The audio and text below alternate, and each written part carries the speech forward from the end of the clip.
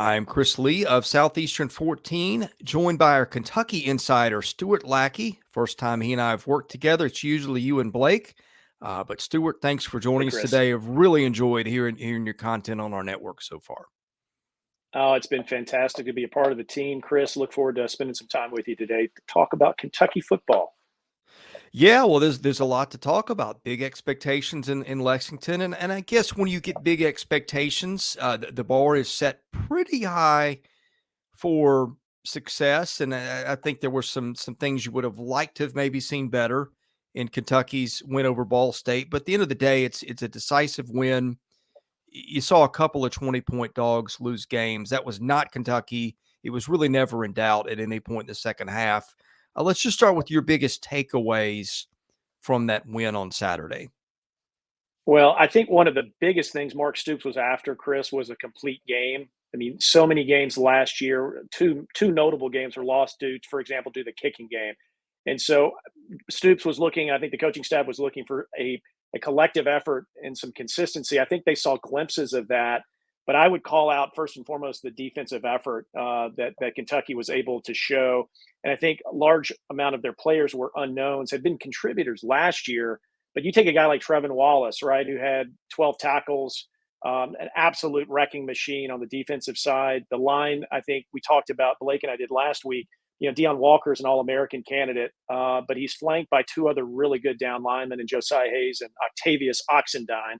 Love that name. Those guys had a lot of pressure. Didn't really show out in the stat sheet, but caused a lot of havoc in the backfield. And Kentucky's defense was able to assert itself. 3 sacks, two fumbles. One was recovered for a scoop and score. Another one should have been. It was blown dead. But I think Kentucky's defense, all in all, had a pretty good effort. Stoops still not happy. Brad White still not happy, which hopefully spells some improvement from week 1 to week 2. And then I would say on the offensive side, all eyes were on Devin Leary, the new quarterback, with all the accolades coming out of NC State. And I think a lot of the Kentucky fans probably left a little disappointed maybe on what that offense was showing in practice in fall camp. But if you look at the stats, Chris, honestly, Leary was 3 or 4 completions away from being a 70% completion rate on Saturday. And so some things to clean up, some drops, some miscues, some missed assignments. The offensive line gave up a sack. All those things are correctable. And again, I look for great things in week 2 against EKU as Kentucky shores some things up on offense. And then the special teams, probably the best kicking outing in many, many seasons for Mark Stoops, single game outing. So you've got a kid, Alex Rayner, who came over from Georgia Southern and just knocked through, 3 40-yard plus 40-plus yard field goals. And we haven't seen that at Kentucky in a long time. So all in all, a pretty good first outing for the Cats, I think. Yeah, I want to start with the stat on defense. I don't know how much people are talking about this, but look, it's it's September. It's pretty hot down here in the South, and we'll consider Lexington the South. It's a little more north of Nashville where we are, but Deion Walker played 52 snaps. That is not easy for a man his size to do in that kind of weather. That's right. I mean, 6'6", 348. Again, this defensive line is nimble for their size, and they've got some depth too. And we'll probably continue to see similar conditions this weekend and throughout September in terms of the climate, at least during the day games. But yeah, great effort, great push. I mean, how do you handle a person of that size? And so you saw a lot of double teams on Walker on Saturday. So he didn't show up in the stat sheet, but man, he certainly created a lot of havoc up front for sure. Here's another thing. Kentucky gets what was it, a fumble return touchdown. And frankly, and this is the one that I was, full disclosure, I was watching Tennessee and Kentucky on different screens at the same time. And I saw I Mark understand. Stoops lose his mind about something like, what's this about? And I watched it like, oh, he's got a beef here. There was another Yeah. fumble that looked like got overturned because I guess they just blew the whistle and that's the way it goes. But I think that's something you like out of the Kentucky defense too. I don't think they were, if I recall correctly, not great at forcing turnovers a year ago, but there was a couple there, and not just that, but turned the one opportunity they got into 6 the other way. Yeah. So on the one that they actually were returned for a touchdown, Chris, Jalen Geiger was the Kentucky player that actually made the return, but you probably remember the kid that made the hit that dislodged the ball from the tight end, a guy named Alex Afari, who is an absolute beast. And again, Kentucky will hit you, and I think anybody that's played Mark Stoops over the years, whether the scoreboard showed a huge win, most people come away saying Kentucky will absolutely thump you. And I think you've got a defense full of players this year that will do that. The other one, why he was so upset was they blew it dead, and had they not, Kentucky's offense wouldn't have been on the field 3 plays later, and that's when the big guy up front, the offensive lineman Kenneth Horsey, went down with an injury that many people at the time thought might be season ending, and got some updates yesterday that he will return this season, probably in 2 to 3 weeks. So I think Stoops was angry Stoops because of the missed call, but also what ensued, a few plays later that, potentially cost him one of his best linemen. Yeah, that because I was watching that, and anytime you see the guy go off on the gator, you get concerned, especially when it's a guy that big. And so great to hear that. I mean, look, Kentucky's got Eastern Yep. Kentucky. We'll talk about that in a minute. Then got Akron, then a Yep. road trip to Nashville to face a Vandy team in a rematch of a game I'm sure Kentucky would like to have back from a year ago. But I'll be very interested Yep. to see. I'm guessing. I mean, look, they're going to beat those two teams going away, but be very interested to see when they set that return, whether it's Vandy, whether it's Florida, whether it's Georgia. Right. And I think, they may hold him out an extra week. If he's healthy enough to go against Akron, they may hold him out just, to make sure that everything's okay going into the Vandy game. And here's the other, in this era, this is the slate of the schedule, Chris, where Kentucky has a chance to play a lot of people, right? I think 22 players recorded tackles on Saturday, right? So Mark Stoops is using this opportunity to try to play a lot of people. And I think, again, what you'll see at Eastern, I think you'll see some things kind of dialed in on offense, and you'll see even more players on the offensive side maybe get a shot to log some playing time. So that's the positive news. I noticed that they only played, I think, 20 guys on offense and about 30 on defense. So, and I look, that's not uncommon in this day and age Right. of dime packages and stuff. You see that a lot, but they didn't go Yep. super deep on the depth chart in the opener. No, not super deep, but again, it's you're looking for those opportunities, to obviously create enough margin on the scoreboard to allow for more players. So again, I look for Kentucky to be able to do that this weekend against EKU. So maybe those numbers might increase. Okay, we mentioned Vandy. It'll be a homecoming for Ray Davis here in a couple weeks. I'll be in the stadium Yeah, for that one. I think you will be too. absolutely. Um, I thought game one, he did a lot of Ray Davis things, right? He's not an explosive guy, but he did come up with a nice run for a touchdown of, I think, let me look it up, 20-something yards, I believe. Ray Davis is always going to pass block. He can catch some balls. It felt like a year ago. I mean, offensive line was a big issue for Kentucky. It seemed like Levis would be in 3rd and 8 and then just running for his life. This year, best way not to have your quarterback running for his life, well, one way is by not being behind in the chains. Ray Davis is the type of back that sets you up very well for that. I just thought, just looking at the box score and watching what I watched of the game, it looked like a kind of a quintessential Ray Davis performance based on what I've seen from him in the past. Kentucky fans, got a glimpse of Ray Davis in Lexington last year. And I got to be honest with you, Chris, a lot of fans really thought it was just an inept effort by the Kentucky team that caused, that would attribute to the loss, and not necessarily Ray Davis running wild. But I think fans in Lexington have come to appreciate what he can do. That last touchdown to close out the game, I know it impacted a lot of things on Saturday. And that beefed up his stat line, right? Put him over 100 yards for the day on that last or near the last play of the game. So I think he's a bigger back for his stature than most people thought. I think he's got good speed. I think he is a good blocker, and he's shifty. On a number of plays, the hole wasn't there, and he was able to bounce it and find a lane to get some positive yardage. So I'm anxious to see. He's not a Chris Rodriguez. He's not a Benny Snell. He's not going to be 4 yards automatic, when you need it. He's a different kind of back. And frankly, Kentucky's offense is going to be a little more, tilted towards the passing game this year. And Liam Cohen has talked about that. They're going to try to put, players in position where they can take advantage of their skills and their weapons on the outside, if you will. So I think Ray Davis will do what he does, and I think Kentucky will put him in a position to do those things. So we're looking forward to seeing more of it. Yeah, the other thing about him is he just doesn't fumble. When you got a guy that can do that, that you can trust to pass block, Good that point. can catch balls, and I mean, he is not going to be the guy that you look up at the end of the year and he has lit up the stat sheet more than any other back in the conference. But in terms of that other stuff, he's going to be right there with about anybody in the league. And I don't know how much this is known in Lexington. It's not something that you probably spend a lot of time talking about. But Ray Davis spent a part of his high school life homeless. Um, you know, Yeah. a kid like that, when life has dealt you that kind of hand, you can handle the whatever pressures come with SEC football. Well, and you can tell he's seasoned. I mean, even from some of the preseason interviews when before he's been there before. He's done this. He's very comfortable around the media. I think he knows exactly who he is and what he wants to accomplish this year. But yeah, the fumble piece is a great call out, and he seems to be extremely steady. So again, a very stable ball carrier that can be consistent, that can help you maybe a little bit out of the backfield as a pass catcher, but also be serviceable, on needed yardage plays. I'm excited to see what he can do, and what kind of contribution. It's a different look for Kentucky. We haven't had a back like this that's been our starting running back in a long time. So it'll be interesting to see how that impacts the offensive scheme throughout the season.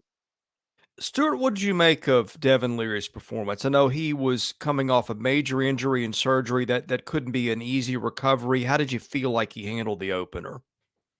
I, I thought the offensive play calling was a little, I would say, complex at times. There were some play calls. There was a double reverse, fake reverse, I should say, and it just seemed like Cohen was. And again, I'm not an OC, but it seemed like at times we were pressing, and I think Leary as a quarterback pressed a little bit. But as we talked about in the opening comments here today, Chris, 3 or 4 more completions, he's a 71%. He had a 71% completion rate. One thing that stood out to me, there was a particular play in the second half where he had a pretty significant rush.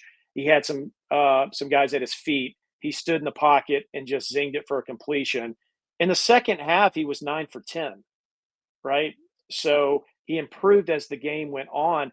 I think the biggest thing is Kentucky just didn't get enough snaps, and on the offensive side of the ball, and so again, going back to Stoops being a little bit upset in the post game presser, Kentucky allowed two long drives from Ball State, and had they not, maybe we would have gotten another 10 plays out of the offense, and some of these things, from a statistic standpoint, go away. But I liked Leary. I've seen enough on tape. I've watched enough NC State tape. He's got a high IQ. He's poised. He's been there before, and I see a huge weekend for a bounce back this week. One more thing, he threw to 9 different receivers, 9 different offensive players caught football. So I mean, they're spreading it around.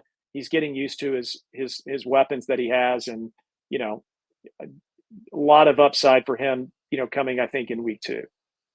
You mentioned offensive snaps. Kentucky only had 51, but there's a little bit of a reason for that. Barrion Brown had a 99-yard kickoff return, um, which, that's a drive you don't get. That's a kid. We did a preseason thing where we said, okay, Kentucky's got a lot of dudes out there for Devin Leary to utilize. Who is the guy that you are most afraid of if you're sitting on that other sideline? My answer was Barrion Brown because he can do stuff like that.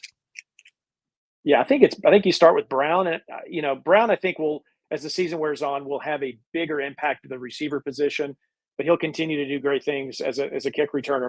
Dane Key caught the first pass of the Leary era under Mark Stoops. Key, I don't think, has the explosiveness or the downfield speed, the breakaway speed that Barrion Brown has, but he's a great possession receiver, and he's got good enough speed to make people miss and take maybe one or two to the house this year on long plays. What we didn't see on Saturday, quite honestly, was the tight end. And the tight end room in Lexington this year, Chris, is stacked. And they're all great blockers. They're all nasty. They're very physical. And they're most all of them are really good pass catchers. So, I would look for that position over the next 2 weeks to have a greater impact. But back to your point, Barrion Brown is a huge weapon, and you'll see him, I think, featured a little more as the season wears on. No, you're right about that tight end room. I read an interview with Stoops somewhere where they were talking about things he liked, and that was one of the first things he brought up. It's not a bunch of household names, but that they've got some depth there. And I've heard the same take from other media guys, is that is a tight end room that you've got. It may not be Georgia's, but it's going to be one that you'll have to Right. contend with this year. Yeah, you've got Bates back for his senior year. You got a kid, he's a sophomore, Josh Caddis, who is, again, we go back to that nasty comment, will absolutely beat you up as a blocker and looks to make contact. I mean, he relishes that role, and he's got great hands too. He hasn't really been heralded as a pass catcher. And there's a number of other kids in that room that you'll hear, their names called, as the season goes on. But yeah, Vince Marrow, who coaches the tight ends, obviously the number one recruiter for Kentucky as well, really has done a good job developing that room and that talent. You mentioned field goal kicking. I can't remember the last time that Kentucky had an outstanding kicker. It feels like it's been a minute. I'm sure I'm forgetting somebody, but not only did Kentucky hit 3 field goals, it hit them at 41, 46, and 46. Yeah, we haven't seen that in Lexington in a long time. Mark Stoops has been committed. You may know that we had a punter. I think Kentucky had a punter a few years ago that won the Ray Guy Award. We haven't Kentucky hasn't had a kicker since Austin McGinnis several years ago that actually was credited with a late last second field goal against Mississippi State to actually save Mark Stoops' job. A lot of people thought that kick saved Mark Stoops in that year when Mitch Barnhart probably could pull the trigger and gone a different direction.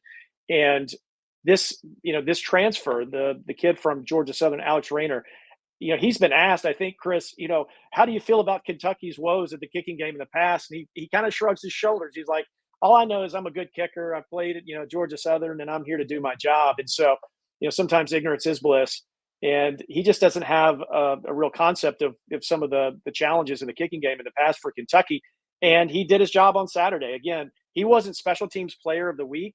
I think the kid from Mississippi State was, but he's probably a close second, right, in terms of the distance. And, he was 6 for 6 on PATs. So, again, probably the most consistent single game kicking effort that Kentucky's enjoyed in a long, long time. Yeah, that would have saved Kentucky some agony a year ago. All those close games and the having to put a quarterback out there in a passing situation where they couldn't protect. I mean, you just think of how differently that could have gone a year ago. Oh, for sure. I mean, it cost Kentucky most like the Ole Miss game. The Ole Miss game, and it cost them another game for sure. So, Mark Stoops went in the offseason and got Jay Boulware to coach running backs, but also to be the single coach. It's been kind of a committee type situation in Lexington for the last couple of years, but got a coach to actually manage that process. They have a long snapper and a short snapper as roster positions, to give you an idea of the detail that they've applied to the kicking game in the offseason. So I suspect we'll see, more consistency from the kicking game. And that spells good news, especially as we know in the SEC when some of those games can get pretty tight and it comes down to, things like special teams. So All right, Stuart, before we look forward to Eastern Kentucky this week, anything else of note in the Ball State game that we didn't get to that you think is worth touching on? I think, again, just look for more talent, or look for the talent at the linebacker in the secondary position. Blake and I talked, I think, a couple of weeks ago about this Kentucky defense. Chris has the ability to create turnovers, and you saw that on Saturday. Look for more of that against Eastern Kentucky, and as we move forward from the secondary, again, it's a long Kentucky defense at several positions. They're twitchy, they're fast, and they've got great size up front. If they continue to get pressure, then that's going to spell good things for the secondary and the linebacking core as well. All right, big game ahead. Well, maybe not the Yeah, biggest game. Big game for Eastern Kentucky for sure. That's one that you relish the chance to play if you UKU have it. Now, look, I will confess to ignorance here. I don't think this is our father's EKU team. The bunches that Roy Kidd had that used to always be ranked in the top 5, but still an opportunity for somebody to come in and pull a surprise. And look, if Mark Stoops wants to remind anybody about taking opponents seriously or not doing it, all he's got to do is look back to last Saturday when you had, I don't know, 2, 3, 4 20-point underdogs knocked off. yep.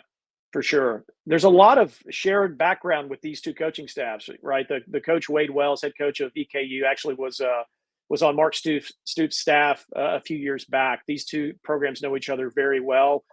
Two of the position coaches for EKU were former players under Mark Stoops at different times over the last 11 years. So there's nothing to hide here. I think Coach Wells knows exactly what his team is up against, and kind of joked in his press conference about maybe some of the tactics they might be able to deploy to try to slow down Kentucky's offense and kick return teams. But yeah, suffice it to say, they're outing against Cincinnati, losing 66-13 in the opener.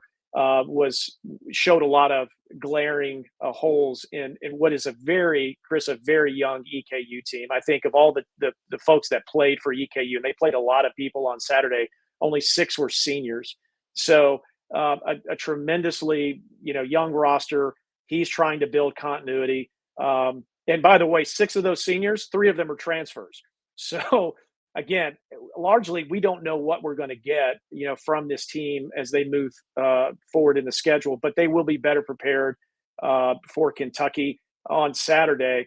I look for, again, the Kentucky offense to have a great day, a great opportunity to put up some big numbers, much like Cincinnati did. And I think that's a great place to start. Yeah, look, if this game is not a blowout, we're having a much different podcast next week, probably. But presuming it goes that way, what are things that you were looking for out of Kentucky? Whether it's getting some youngsters, some experience, maybe working in a replacement for Horsey, working on some things that were rougher edges first week. Give me a few things that are on your short list of stuff that you're watching.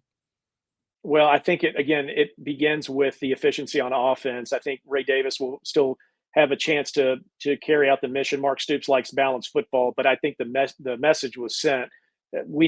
Kentucky needs to be better in the passing game, and I think you'll look for Leary to be more effective. Again, he threw to 9 different receivers. 9 different receivers caught footballs. And it won't take much to get that completion percentage, inched up just a little bit to put up, more yards, more touchdowns. I think Stoops and company will look for a cleaner game up front. Kentucky gave up 1 sack. And so, again, you're playing against a very inexperienced opponent with much less talent across the board. There are a few bright spots. I think there's 3 players to kind of look out for EKU. It's their quarterback, who's a 6-year senior, Parker McKinney. Again, has the ability to put up some numbers, but the defense for Kentucky, I think, will obviously have an impact on his production there. And so, again, I look for a dominant Kentucky performance to bounce back. And again, you look at the final score from week 1, you say, well, what's to dislike? There's some things to clean up. And I think you'll see a much better offensive outing for Devin Leary and for the Kentucky passing game against EKU. Yeah, well, it feels like most of the league was in that same boat first weekend. Everybody was either winning a blowout it was supposed to win, or then you had the disappointment of the 3 teams that lost. But I don't know how much you got a chance to watch other teams around the league, but anything catch your eye of note? Well, I mean, you certainly, you saw Georgia looked pretty stout in the snaps that I got to watch. Alabama did at times. Tennessee, I know some of the Vols fans are still, wanting to see more, but I think that the teams that, that people thought would be dominant, look dominant with the exception of LSU. I know that, again, the odds makers were, there were a lot of people still trying to figure out, kind of how to play that one and handicap that one. But that was a little bit surprising, the way that FSU was able to pull away and kind of, drive the nail home against, a very good LSU team. South Carolina, maybe someone else to touch on. I was a little bit surprised that South Carolina, didn't maybe play a little more consistently against North Carolina. But again, I'm not as much surprised about, matchups like that, because anything can happen in college football. I mean, the Colorado thing, I'm sure people have talked about that ad nauseum the first part of this week. I mean, people were surprised, but you don't know what you don't know in a lot of cases. And so, a lot of things can happen in these first 3 weeks in every college football season because of the opponents and the matchups. we're going to learn more about these teams as we move forward. But yeah, I mean, I look for Georgia and kind of the conference preseason favorites to continue to exert themselves and put up big numbers. So Stuart, appreciate you joining us today, and really looking forward to doing this again, either whether it's with me or whether it's with Blake. But presuming Kentucky at that point will have a 2-0 start in the rearview mirror, and then looking ahead to a game with Akron before it gets really serious after that.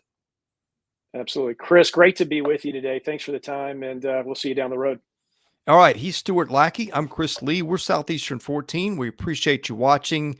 If you liked it, hit the like button, hit the subscribe button. That helps us out here and helps us get noticed. Anyway, thank you for watching us at Southeastern 14. And by the way, if you like this, we got a daily show, 11 to noon Central every day. Every day, it's not a holiday or a weekend day, that is. So be sure to check that out if you like this too. All right, thanks for watching. We will see you again soon at Southeastern 14.